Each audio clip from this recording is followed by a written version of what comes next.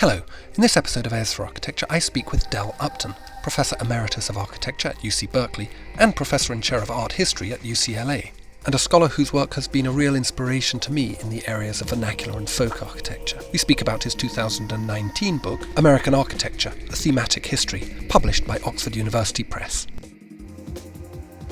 Airs for Architecture, podcast about architecture, buildings, urban culture and space.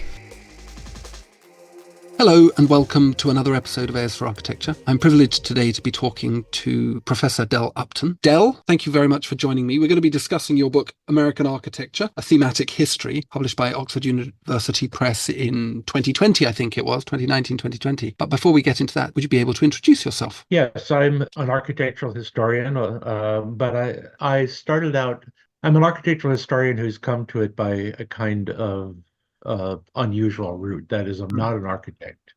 I wasn't trained as an architectural historian.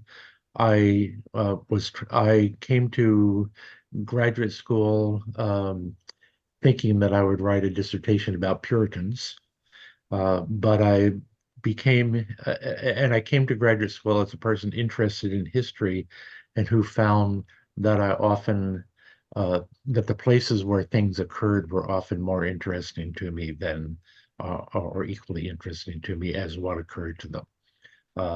So as I would go to museums and so on, I would become say house museums in New England. I would find the houses as interesting as the stories of the people who lived there initially. So when I went to graduate school, thinking I would be a Puritan historian, I encountered a man named James Dietz, who was a historical archaeologist and who introduced me to the idea of material culture. And I suppose one way to think about what I've done since then is that everything I have done has been shaped by the basic idea that architecture is one form of material culture.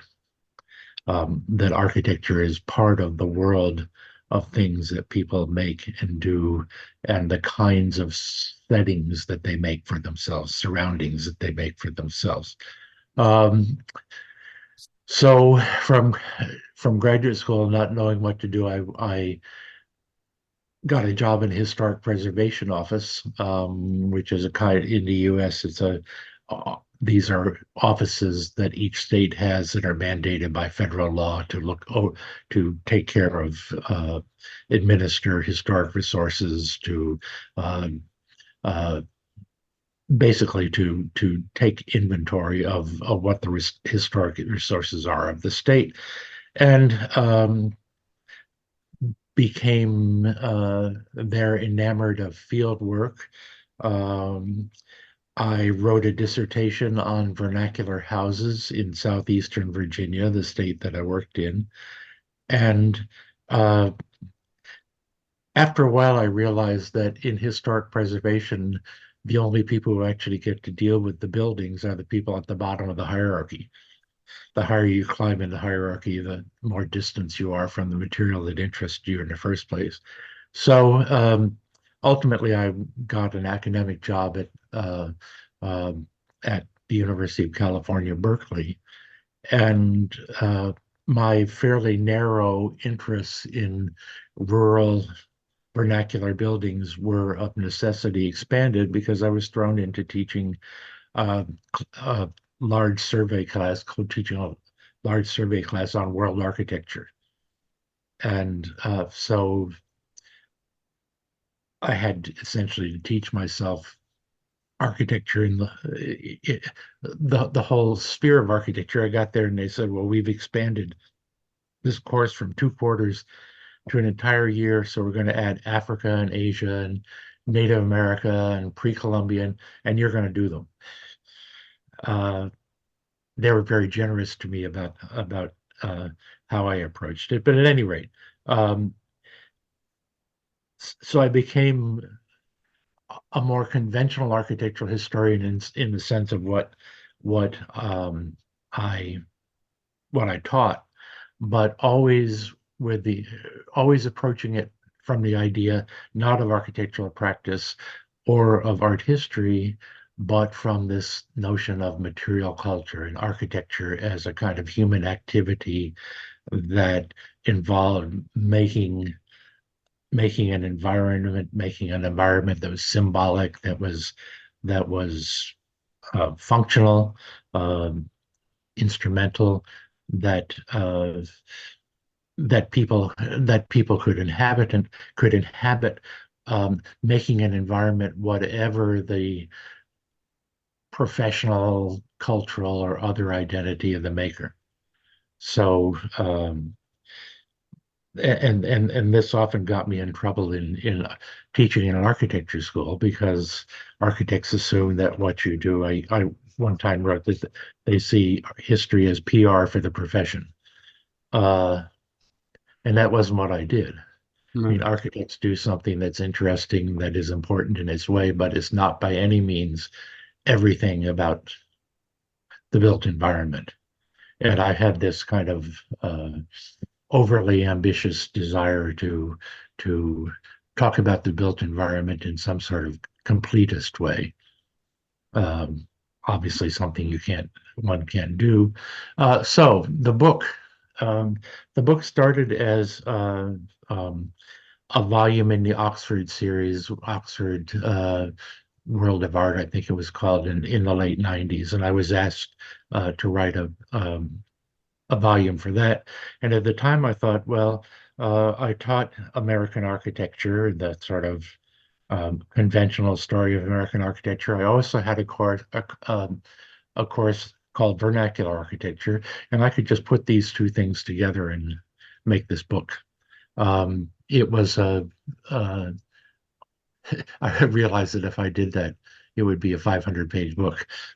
but but so I sat down and thought, well, how can I do this in a way that is not the conventional chronological history? And so I rewrote the American architecture course along the series of these 5 themes Mm. that um, that organized the original book.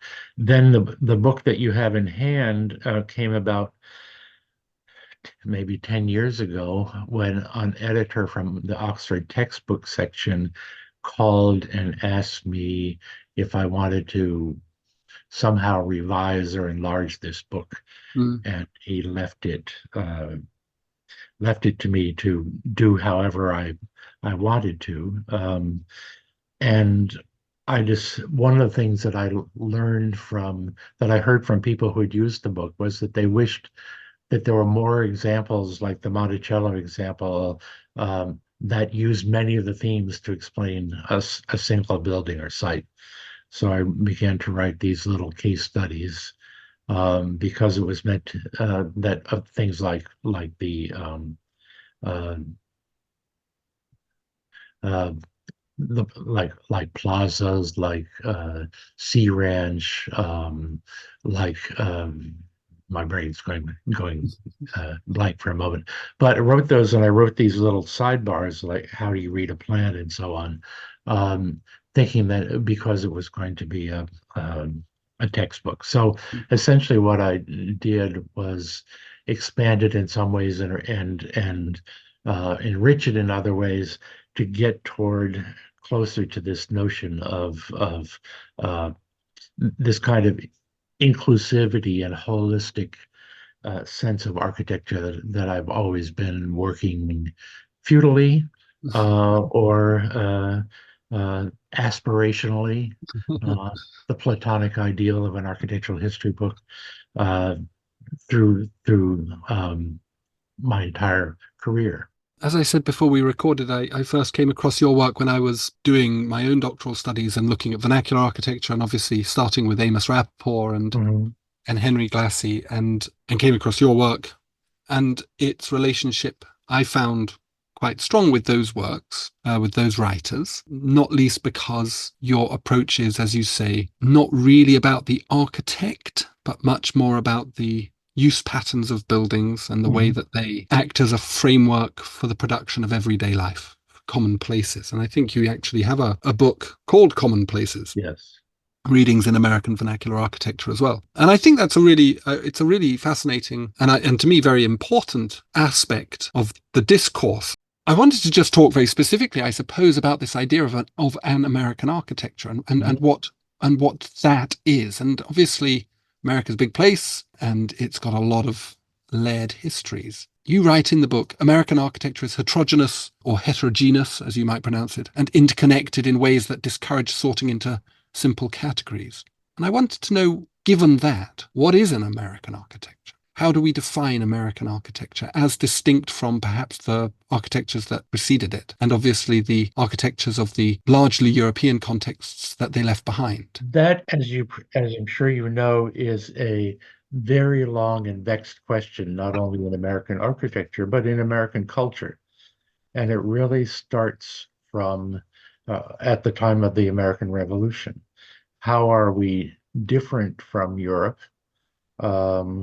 But how are we also uh, connected to the best aspects of Europe, of the best aspects of, so can we be refined in a European sense, but also distinctively American? And that's a question probably that came up in literature before it came up in architecture. But as early as Thomas Jefferson in 1780, in his notes on Virginia, he considered that question, and what it then comes up. It's discussed in a rather not very imaginative way through much of the 19th century, as various writers on architecture simply try to compare American building to high-end European buildings. It becomes more lively again in the late 19th century with people like Frank Lloyd Wright and Louis Sullivan, Sullivan particularly, who, influenced by the poet Walt Whitman, begins to talk about architecture in a kind of American architecture in a kind of rhapsodic way, as somehow tied to the character of democracy, the character of the land, to the to something. Well, he would say spiritual, something spiritual that sets American architecture as a democratic architecture apart from the architecture of the old world. And that continues into the 20th century. I think you could see a historian such as Vincent Scully as carrying on that tradition, trying to find a spiritual or intellectual quality about America that somehow characterizes its architecture. And I think that as we become more conscious that architecture in the United States is not just something created by white European males who are closely connected to, educated in the tradition of European architecture, then it becomes harder to make that claim. That there is a thing, a spiritual quality that ties all architecture together in the US together. And that's really what I'm trying to do in that book, is to say there are many things going on. That tradition, the Sullivan Wright tradition, is certainly one that runs through a certain kind of architecture, a certain tradition of architecture writing in the US, but it doesn't encompass anything. In fact, it leaves out the vast majority. So if we're going to understand the entire landscape, and not just certain things that we set aside as canonical, then we have to understand American architecture in a much simpler way as whatever is built in the United States.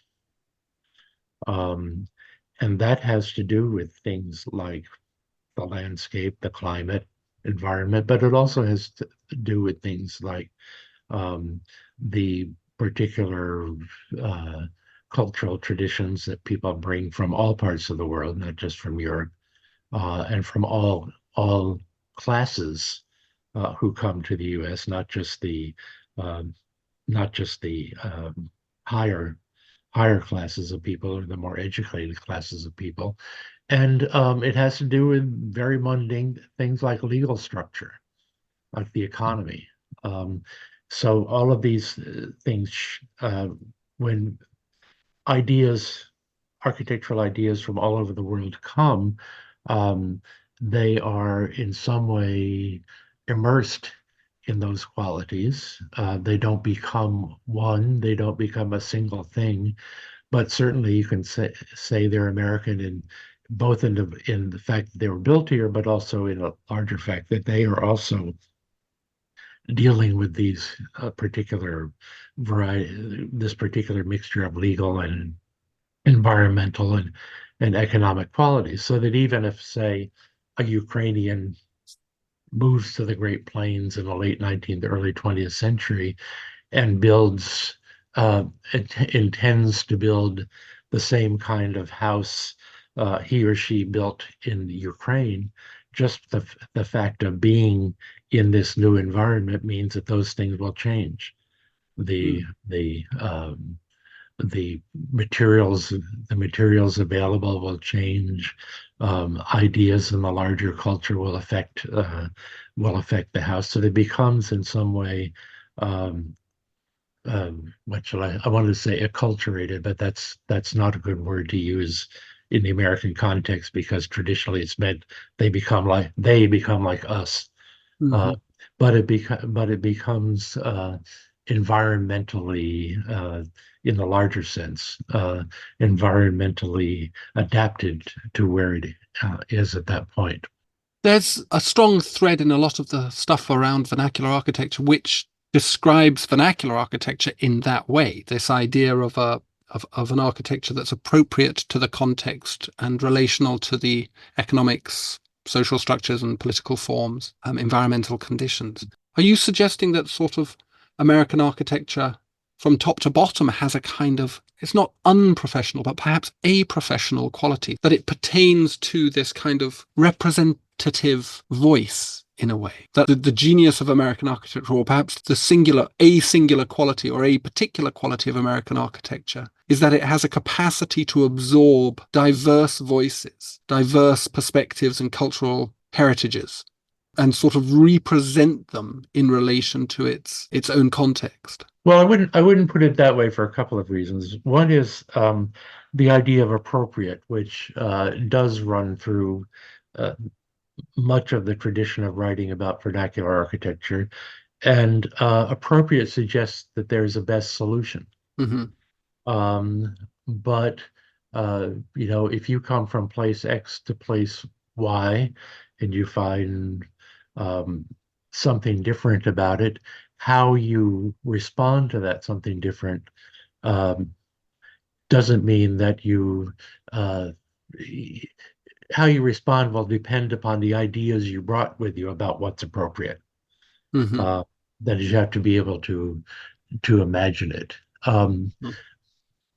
Let me give you an example. On the Great Plains, both indigenous and European immigrant builders um, used the not much wood, so they found ways to build that used sod and other kinds of materials that were available to them. They built very different things, and they built from the point of view, they were appropriate in the sense that was what was available to them.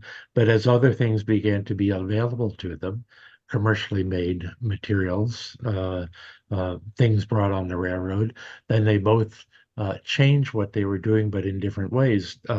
Native Americans, those Native American groups who built teepees out of buffalo skins, uh, eventually changed to building larger teepees out of commercially made canvas. People who built houses out of Europeans who built houses out of sod, out of earth, as soon as they could, began to build houses out of milled lumber. So if we say uh, if we say that there's a kind of an American genius or whatever for making for that kind of adaptation, that's a kind of super uh, uh, a kind of top-down some sort of thing up there that is affecting everyone. I think one of the ways that we have changed in recent years is by thinking not about culture as this idealized thing, but from the bottom up. So what we should really say is that people who come to or live in those areas have ways that they have learned to adapt to this, to adapt to a new environment that is not the cause of not caused by the environment itself, but by their own ideas of what's appropriate and what's possible and what's desirable. Yes, that makes sense. I do find that kind of a sort of fascinating idea, because you seem to be speaking about pluralism, which is, as far as I can tell, a fairly uniquely American kind of philosophical tradition, which has become kind of globalized. Mm-hmm. This kind of idea of a plural imagination. Have you found, I suppose, and perhaps this is jumping somewhat ahead because it seems to reflect on the contemporary point, is it your observation, or have you observed a kind of reduction, a narrowing of that plurality? Is it possible for a new community to find a way of adapting systems and processes and materials and economies in America now? Or is there a kind of one size fits all cheap late modernist kind of solution to everything now? That's a that's a very broad dichotomy. Um, I'm good at them. a narrowing certainly in, well, let me put it a different way. Let's say a transformation, that the process of capitalist uh, industrialization has altered the resources available to people to build. Um, so even if you come from a part of Europe or Asia where people build log houses, it's very unlikely you're going to build a log house. You might build the same kind of house using 2x4s or concrete blocks. Concrete is sort of the universal self-build material worldwide. So um, you're going to use materials and maybe even build buildings that look very similar to one another, um, that might give one the sense from the outside that, oh, it's all become one, everybody's doing the same thing. But the interior arrangements and the ways that you adapt, even fairly standardized, say, um, contractor buildings to your own needs can be very different. The architect Rene Chow, who was a colleague of mine at Berkeley, wrote an interesting book in which she looked at suburban houses built by developers, but looked at the ways members of various ethnic groups, particularly Asian ethnic groups, adapted those houses to their own patterns of living. So the physical environment may be becoming apparently much more homogeneous, but that doesn't mean that buildings as places for human interaction, the kinds of interactions that take place in buildings are necessarily as homogeneous as the physical infrastructure suggests.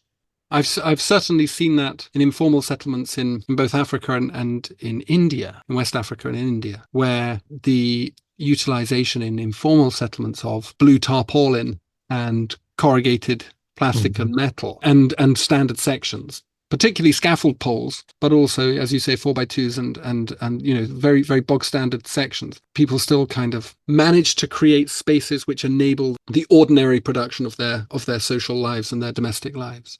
But I was listening to you, and you mentioned concrete as a kind of, and you used the phrase self-build, and I was wondering about that idea. So you talked about Louis Sullivan and the sort of Sullivan Wrightian kind of idea of trying to find a totalizing explanation or justification for what architecture is in the American context, versus this other thing, which is this highly fractal kind of form of architecture which emerges from the grassroots. And is the differentiation here between lay and professional knowledge, which is an area that I'm very interested in? Does the American architecture that you explore in the book, does it speak to that binary divide where you have architects coming up with a grand theory and then you've got ordinary people living lives as they find them? Well, again, I'd make the point to say living lives as they find them suggests that it's reflexive. Mm-hmm.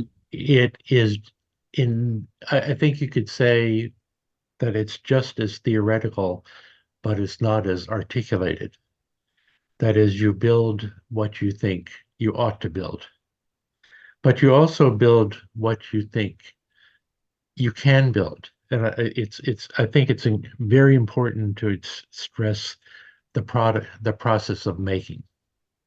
That one of the reasons that concrete becomes so widespread for trained architects in the early 20th century, it has certain kinds of structural properties that allow you to do things that you couldn't have done in older kinds of materials. But for people not affected by those ideas of the new architecture and so on, it allows you just to do things in a more permanent way, or more substantial way, without a great deal of skill than you could before. And that's where concrete, like corrugated before it, and corrugated is kind of the concrete of the 19th century. It's a way of exporting labor from the metropolis to colonies and so on, because it does have these qualities that allow you to do things that you might not have the skills to do in a more elaborate way. Concrete is kind of the same way. Concrete blocks, concrete reinforced concrete. These are all things that people outside the profession seized on at the same time that professional architects were seizing on them, and in a way doing things again that they couldn't have done in older and traditional materials, or they didn't have the skills to do. And Wright's textile block experiments are in fact attempts to, in a kind of Scott Brownian way, make concrete almost all right. Concrete blocks are almost all right if someone with his sensibility designs them in a visually acceptable way. But he's doing things. The idea of molded concrete blocks is something that enters industrial building at the beginning of the 20th century, the end of the 19th century. It is being done for 20 or 25 years before he does them. And similarly, just as people in professional circles are looking for novel forms that one can make with concrete, so-called, what do they call them?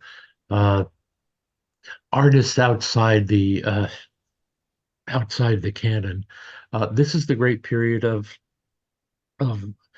so-called folk artists, and I avoid that word, but people like Sam Radia in LA with Watts Towers.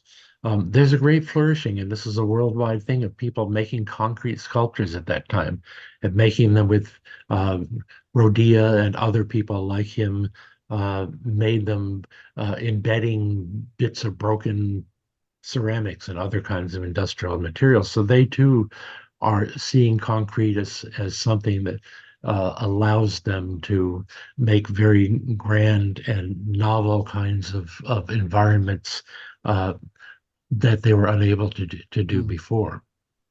Your book is divided, as you mentioned before, into 5 chapters. Well, it's 6 chapters, but with an introduction, which are all themed: community, nature, technology, money, and art. There's a huge amount in the book, and it's a beautifully written, incredibly useful and fantastically illustrated book, and it's a real pleasure. But I wondered if we could just look at two of them. And in my notes to you, I picked out nature and money. And I think perhaps to the outsider world that's not in America, those two things seem to be very strongly represented in how we perceive, or how one might perceive, the American project, the American epoch. And I was wondering if you could talk perhaps a little bit about that, particularly to begin with, nature, which has this huge hold on America. From, you've mentioned Walt Whitman, mentioned Lloyd Wright. What does nature mean?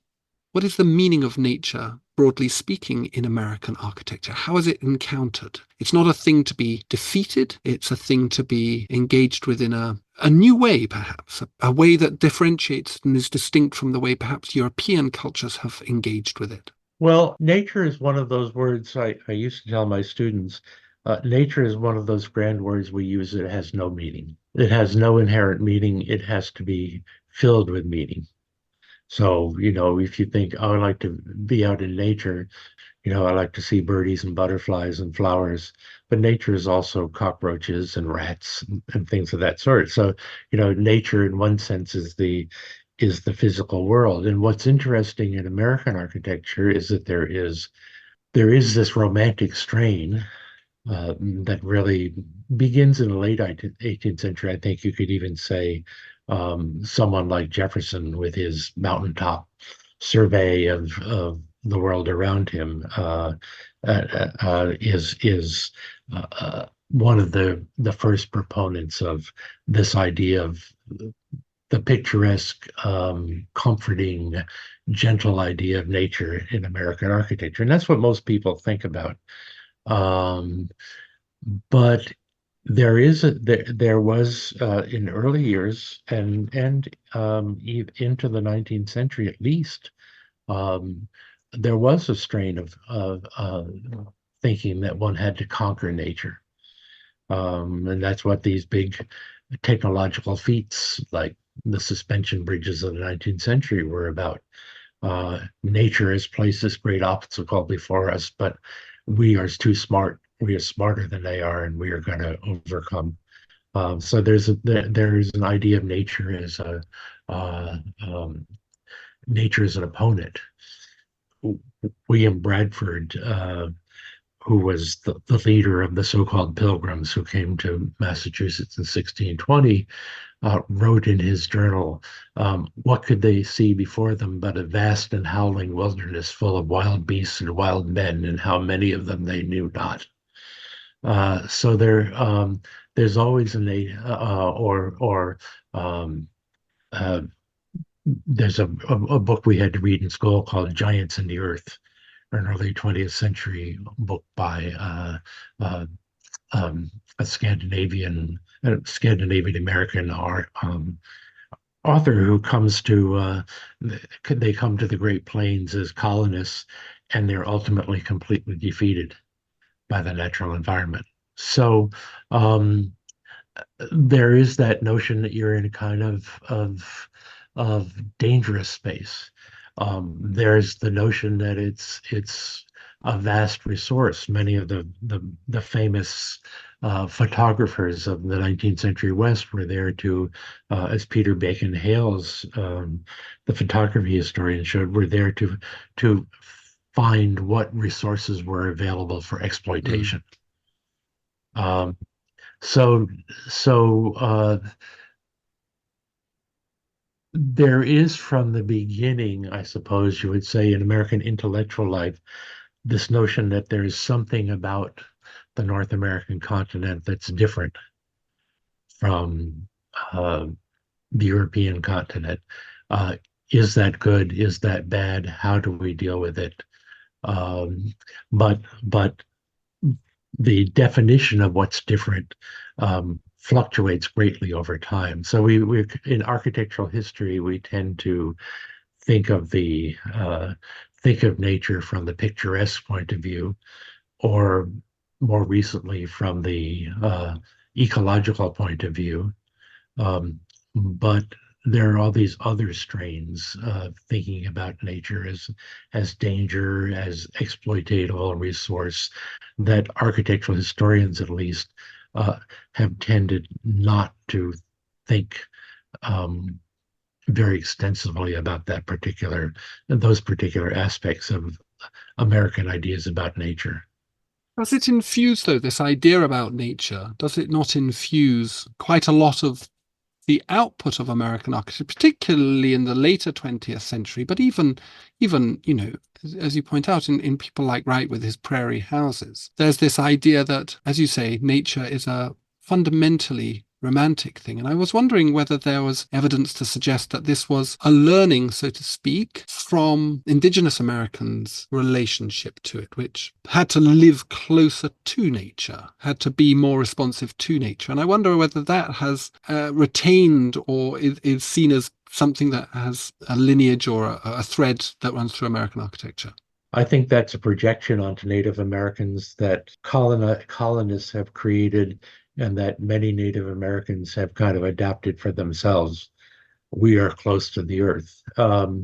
You mentioned in your original questions the issue of cosmology, and certainly there is there are cosmological aspects to many parts of the Native American built environment, but there are cosmological aspects to outsiders as well. For Europeans, the orientation to Jerusalem is a cosmology that you find not only in Christian churches, but you find it in some Eastern Europeans who came have a holy wall, which is their house is oriented in a way that connects them to the holy landscape of Jerusalem. With Chinese people, the idea of feng shui and the cosmology of the landscape comes with Chinese builders, and it's come absorbed into a certain aspects of American popular culture. And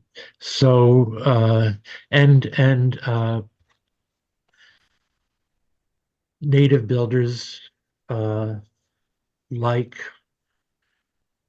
colonists from outside, particularly in the early years, used what was there in a way that was very. They may have put a mythological, given it a mythological cast. The buffalo or animals or somehow have a spirit, and you have to thank them. But you use them in a very practical way in every all aspects of them, just like a 17th century European and a 17th century Native American, I would argue, are very close to one another in the sense of the ways that they have to extract what they need from the environment around them. And Americans, Europeans, thank God for their food. There are all kinds of I was going to say sanctimonious, but that would be unkind. All kinds of religious explanations that they use for the landscape, for the things that are available to them, for how they got to them. So, I think that to see Native Americans as being uniquely close to the land is like seeing medieval Europeans as somehow only about religion. I get that. It's a fair corrective, but I suppose what I was trying to get at was there's well-documented anxieties around being modern. Yeah. I don't think that's a particularly radical thing to say. And the American experiment is I suppose, the peak of being modern. To be modern is, in many respects, a kind of synonym for being American. Mm-hmm. Modernity and Americanness are intimately intertwined. And we still see this in sort of American wars of democratization. This idea that we have to modernize places is to impose American notions of democracy on people. And economy. I think that's a relatively defensible position to take or defendable position to take. So what I'm wondering about is that anxiety that modernity brings, and it does bring it in all sorts of places, is then expressed in American architecture, particularly as a kind of concerted, conscious effort to reconnect with a pre-modern self, whether that's Native American, whether that's your heritage as a European or Southeast Asian or whatever it is, but that because America is modern, it drives this kind of connection between architecture and its need to be in connection with nature, such as at Falling Water, but also, in the work of people like Rick Joy or the biomorphic architecture of Jeannie Gang, and so on and so on and so on. Wasn't the British Empire a modernizing project?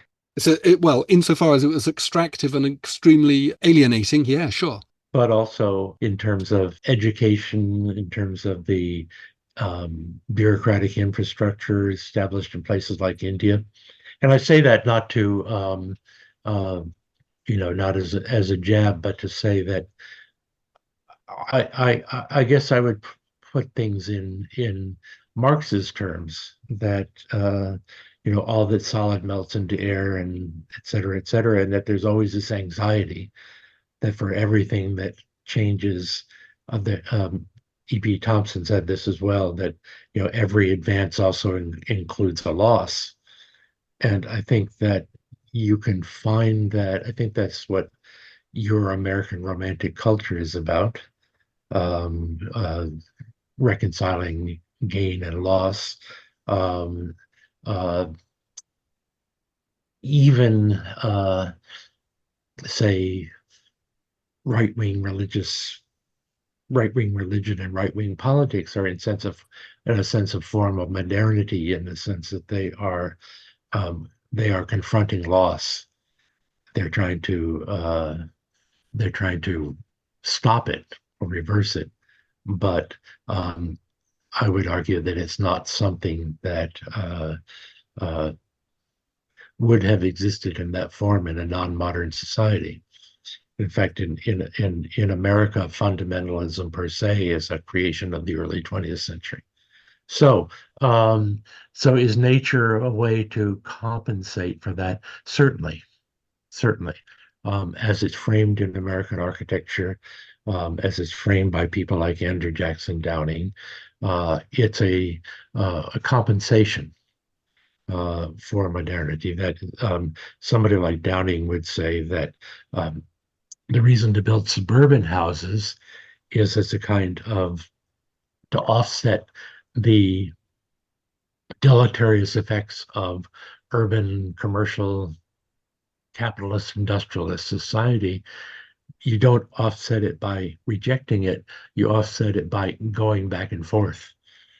So he doesn't question the need for that urban modern society, but he says nature can be a way of recuperating. You go back each night and you work in your yard or something of that sort. You wouldn't say work in your yard, but you go back each evening, and that somehow undoes some of the deleterious effects of, and he's talking about men, obviously, deleterious effects of your daily life in this advanced capitalist society.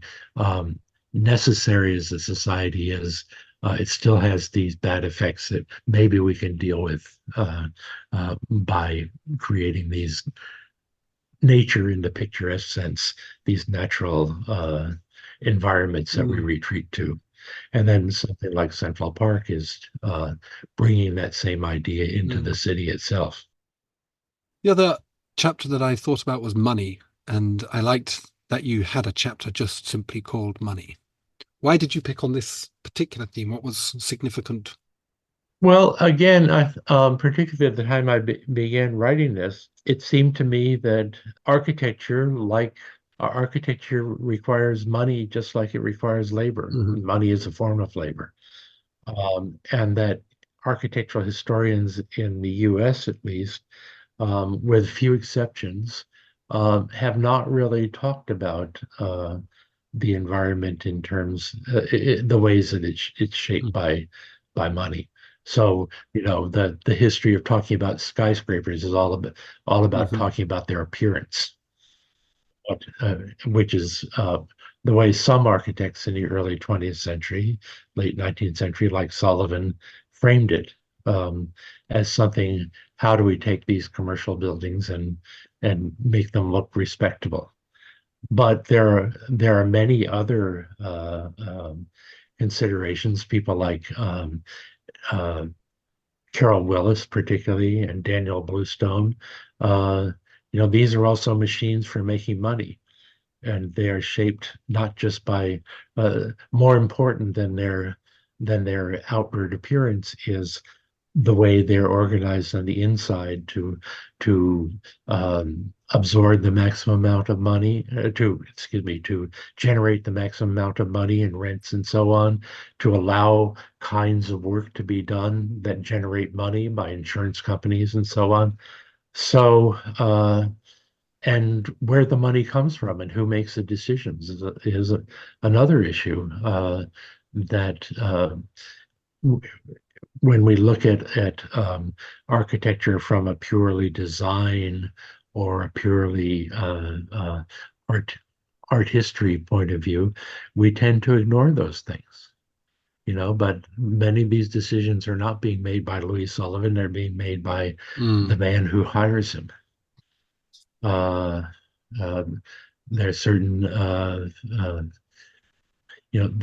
so money also is a way, and I didn't really do it to a great extent in that chapter, but money also is a way to think about the influence of people other than the designer on the building.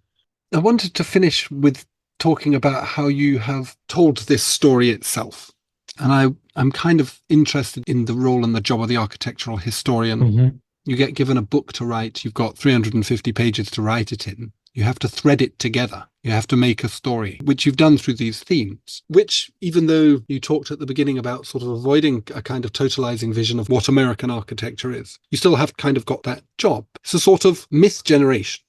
You kind of have to describe a broad and complex reality in a coherent fashion. And I was just wondering how you balance these two competing things. You don't want to be the totalizing visionary, but at the same time, you got to write the book on the total vision. How do you balance these two competing things? Well, that's a question that I've grappled with over the years, and my thinking about it has changed.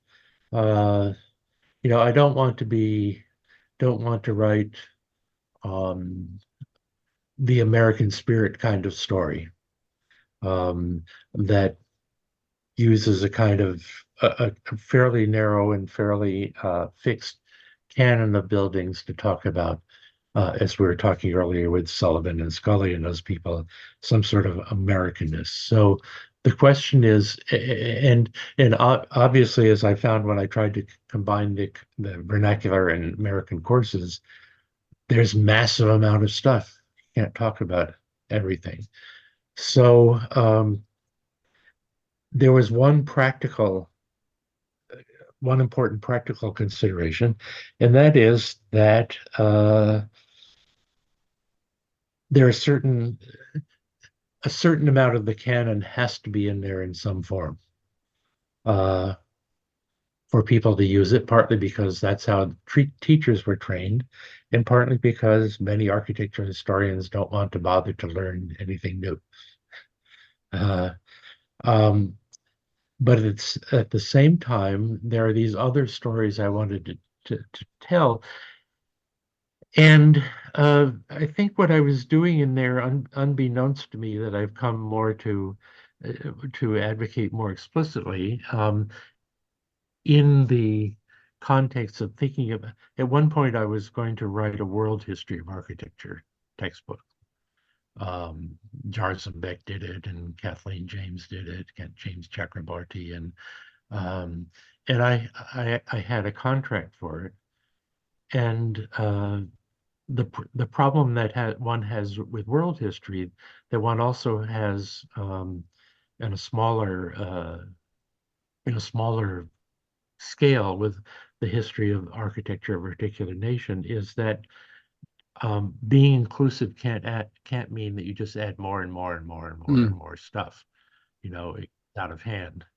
Uh, so what I realize I'm trying to do there is to